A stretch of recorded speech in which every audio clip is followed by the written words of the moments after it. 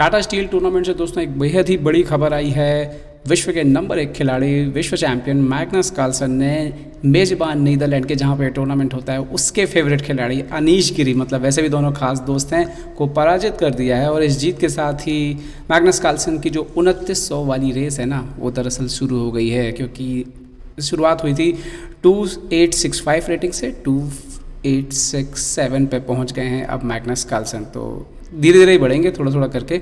कैसे आखिर Magnus Carlsen सफ़ेद वॉरों से आज एक प्रकार से बहुत ही जल्दी खेल की शुरुआती स्थिति में ही जो है 20-25 चालों में ही जीत की स्थिति पे आ गए, कैसे ये सब कुछ हुआ, आइए देखते हैं तुरंत ही इस मुकाबले पे क्या कुछ हुआ। यहाँ पर सफ़ेद मोरों से खेल रहे थे मैग्नस कार्लसन। D4 से शुरुआत हुई, D4 C4 E6 यहाँ पर खेला अनीश गिरी ने, नाइट F3 D5 G3। तो यहाँ पर आप ओपन कैटलन जो है मैग्नस कार्लसन ने चुनाव किया, बिशप E7। यहाँ पर सब कुछ लाइन टू लाइन चल रहा था, ऐसा कुछ भी नहीं था ओपनिंग में जो ऐसा लगे कि कुछ बहुत बड़ा सरप्राइज़ दे दिया हो मैग्नस कार्लसन ने।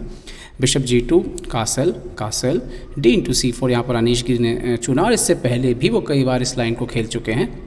और यहाँ पर मैग्नस कार्लसन चुनते हैं नाइट A3, जो मैं इस बात को लेकर के काफ़ी हद तक श्योर हूँ कि शायद इससे पहले कभी मैग्नस कार्लसन ने इस लाइन को जो है नहीं खेला नाइट A3। और यहाँ पर अनीश गिरी ने चुनाव किया, जो कि बेस्ट मूव है कि आप सामने वाले का घोड़ा मार देते हैं, उसका स्ट्रक्चर ख़राब करते हैं, अपना ऊँट दे देते हैं।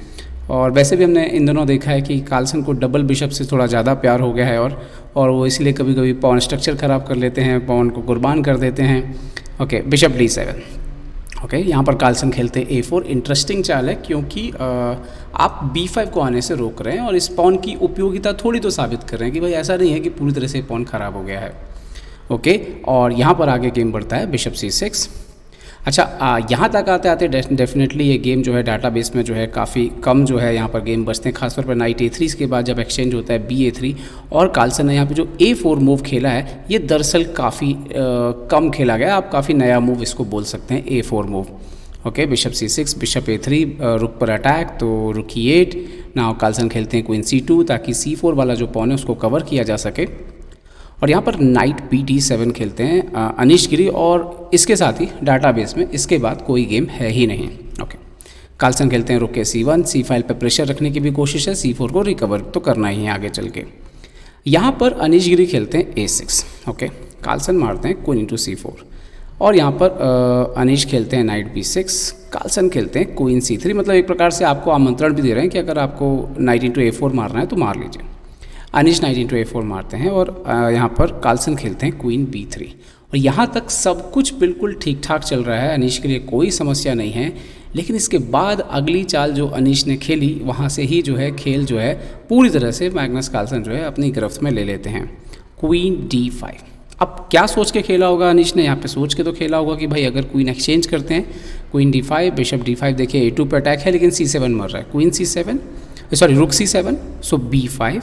नाउ अभी आपको अगर A2 बचाना है, और अगर आप रुक C2 खेलते भी हो तो बिशप E4, और या इवन दिस पोजीशन को आप एनालाइज करोगे तो देखोगे कि ब्लैक कंफर्टेबल है, अच्छा लग रहा है ब्लैक यहाँ पे। और ये सोच के ही अनीश गिरी ने एक्सचेंज ऑफर किया था, लेकिन अनीश को यहाँ पर एक चाल जो है मिस हो गई। क्या आप ढूंढ सकते हैं? अनीश यहाँ पे मिस कर गए रुक into C6 एक्सचेंज सेक्रीफाइस। कमाल का एक्सचेंज सेक्रीफाइस। डायरेक्ट आप देखोगे कि ऐसा कुछ नहीं मिल रहा है, लेकिन इनडायरेक्ट बहुत कुछ है इसमें। क्या छुपा हुआ है यहाँ पर?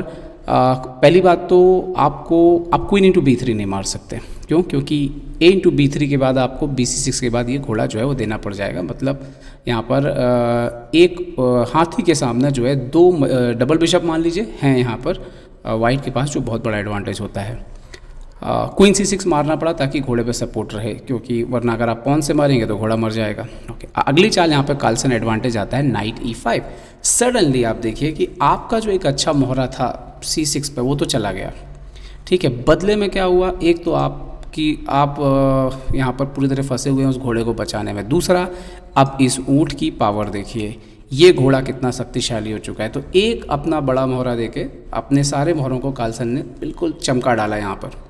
क्वीन B5, और आप एक्सचेंज करना चाहेंगे, लेकिन कौन एक्सचेंज करना चाहेगा? भाई एक्सचेंज दिया है, कार्लसन क्वीन C2 हट गए, साथ ही साथ उन्होंने जगह बना ली कि भाई अगली चाल पे अब ये जो F1 पे हाथी दादा बैठा हुआ है वो खेल पे आ रहा है। अनीश ने काफ़ी सोचा, यहाँ पर अलग अलग चालें हो सकती थी। जैसे आप सोचो नाइट B6, तो यहाँ पे बिशप रुक B1 भी खेला जा सकता है, रुक B1, queen A4, queen C7, ये भी प्लस है क्योंकि बहुत सारे पॉन मरने वाले हैं यहाँ पे। और अभी B6 पे भी नाइट मर रहा है, फिर F7 पे भी अटैक आ रहा है, आप देख सकते हो बहुत नुकसान होने की संभावना है। दूसरा एक तरीका है बिशप B7 मार के भी खेला जा सकता है। ओके, तो खैर यहाँ पर अनीश ने नाइट D5 खेला ताकि जो है वो उस बिशप के पावर को कम किया जा सके, थोड़ा सा अटैक कम किया जा सके। C7 लगता है सब बच रहा है, लेकिन ये सब कुछ बचाने में ही सब कुछ बर्बाद हो गया। रुक B1, क्वीन A5, अभी भी आप उसको छोड़ के भाग नहीं सकते, घोड़े को जगह ही नहीं है आपके पास, सपोर्ट में रखना ही पड़ेगा। और यहाँ पर मैग्नस कार्लसन जो है जिसको बोलते हैं ना कि वो पूरी तरह से तैयार हैं कि अभी उनका जो एडवांटेज है, उनको रियलाइजेशन है उसका कि भाई उनके पास क्या है, उनको क्या चाहिए। बिशप E2 D5 दे दिया, बिशप दे दिया। अब समस्या ये है कि भैया अगर आप क्वीन से मारने गए जो कि ज़्यादा सही चाल थी तो क्या होता देखिए, queen into A4, F6, night F3 वापस, अभी क्वीन into A2 अगर आप मार सकते हो, रुक into B7, queen into E2, सो किंग G2, क्वीन E4। ये वो एनालिसिस करने के बाद वेरिएशन निकल के आता है जो शायद ब्लैक के लिए ठीक ठाक था, एक पीस कम होने के मतलब रुक के बदले उसके बाद नाइट और बिशप है अपोनेंट के पास, और पॉन आपके पास जो है वो ज़्यादा है। तो ये वो सही सिचुएशन थी जहाँ पर ब्लैक फाइट कर सकता था। लेकिन अनीश ने यहाँ पे खेला E into D5, मतलब अभी भी उन्होंने अपने वजीर को छुपाए रखा घोड़े को बचाने के चक्कर में, और मोहरे आपके काफ़ी दबे हुए हैं। कार्लसन मारते हैं रुक into B7। ओके, आप यहाँ पर अनीश खेलते हैं। यहाँ पर भी देखिए जैसे आप नाइट B6 नहीं खेल सकते क्योंकि क्वीन into C7 आ रहा, फिर वही पूरा मीटिंग थ्रेड तक लगा हुआ है F7 G7, तो उन्होंने खेला C5। और अब यहाँ पर कार्लसन तैयार थे, क्वीन F5। आप देखिए कि F7 को बचाना ही असंभव है क्योंकि 1, 2 और 3 अटैक एक साथ आ रहे हैं यहाँ पर। तो अब यहाँ पर उन्होंने खेला और इसके बाद ये भी ध्यान रखने की ज़रूरत है कि अगर आप F6 जैसा कुछ खेलते हैं तो क्वीन D7 आने के बाद माती हो जाएगी। तो उन्होंने खेला यहाँ पर रुक F8, now night into F7, अभी नाइट H6 का थ्रेड भी लगा हुआ है।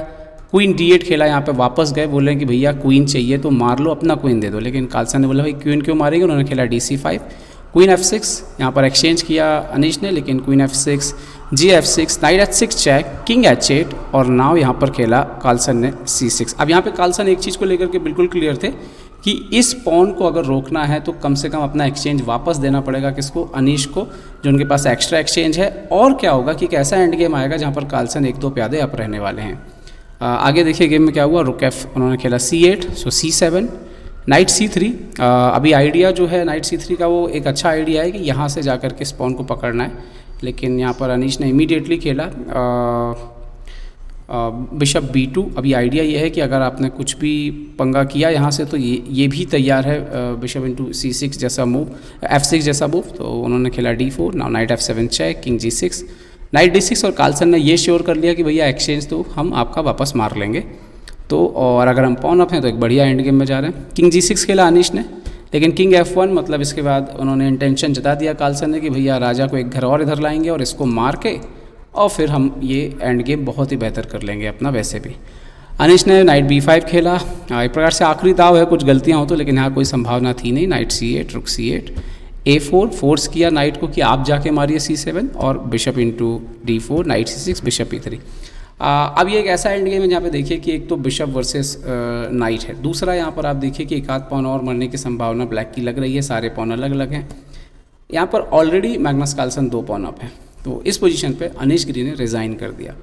तो एक शानदार जीत मैग्नस कार्लसन की। यहाँ पर जीतने वाले जो असली चाल निकल के आई क्वीन D5 पे रुक C6, ये कमाल का एक्सचेंज सेक्रीफाइस था जिसने ये खेल जो है मैग्नस कार्लसन के पक्ष में मोड़ दिया। उम्मीद करता हूँ दोस्तों ये वीडियो आपको पसंद आया होगा, पसंद आया तो लाइक शेयर और सब्सक्राइब करना ना भूलें। देखते रहिए चेस बेस इंडिया के लिए मैं निखिलेश जैन। जय हिंद।